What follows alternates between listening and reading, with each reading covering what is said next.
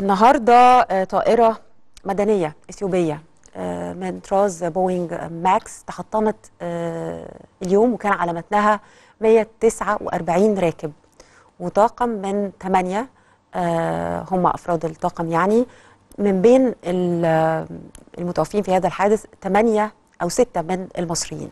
الطائرة كانت أقلعت من العاصمة أديس أبابا متجهة إلى كينيا، وعلى متنها ركاب من 30 جنسية، وتحطمت بالقرب من بلدة تقع على بعد نحو 62 كيلو من الجنوب الشرقي من العاصمة.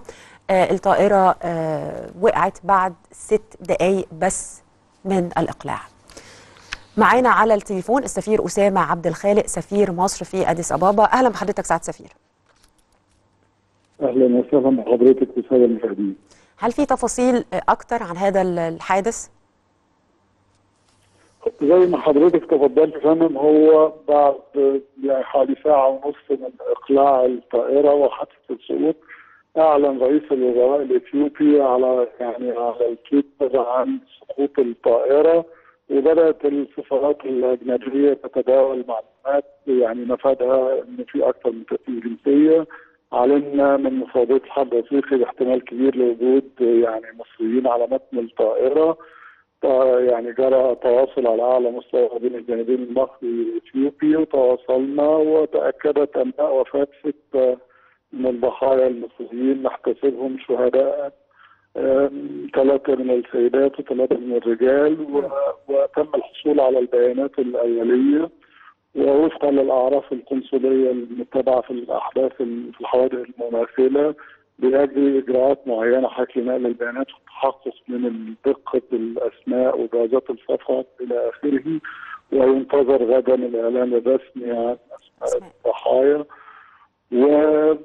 حضرتك حاله من الحظوظ من عام طبعا بتلف ابناء الجاليه المصريه في اديس ابابا، توافدوا على السفاره للاطمئنان، وشكلنا غرفه عمليات القنصل ونائب رئيس الرئاسة والسفير واغلب اعضاء السفاره، وبنتعامل مع الجانب الاثيوبي للتعرف على كل الاجراءات هتجري على المراحل علميا. حضرتك دايما بيكون في مراحل التعرف على الجسامين، ثم مراحل شحن الجسامين واصدار شهادات الوفاه الرسميه. هي المنطقه اللي وقعت فيها سعاده السفير بر؟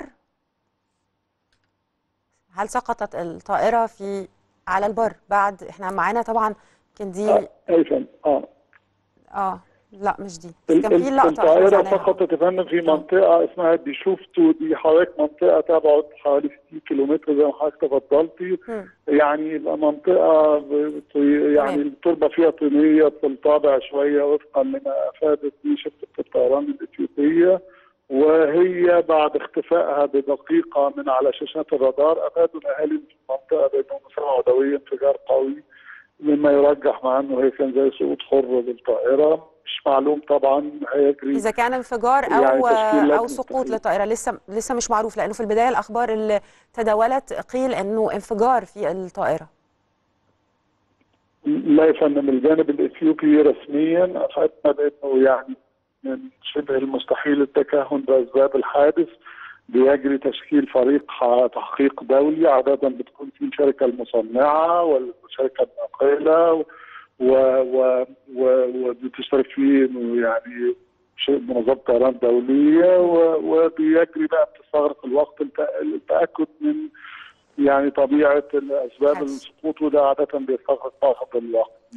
التزموا الحذر ورفضوا الإفصاح عن أي بيانات، إنما هي المعلومة الوحيدة المؤكدة إن الطيار قبل سقوط الطائرة واختفائها بدقيقة أو دقيقتين طلب العودة لمطار السفر بعد 6 أو 7 دقائق من إقلاعها.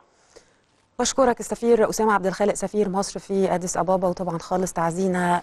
المعلومة الوحيدة المؤكدة أن في 6 كانوا على متن الطائرة من المصريين، 3 سيدات و3 من الرجال. سعادة السفير مرضاش يقول الأسماء إلا بعد التأكد، وقال أنه غدا هيتم الإعلان عن الأسماء، رغم أنه طبعا على بعض الصفحات كان في تعازي للسيدات المصريات اللي راحوا في هذا الحادث وبنحتسبهم شهداء.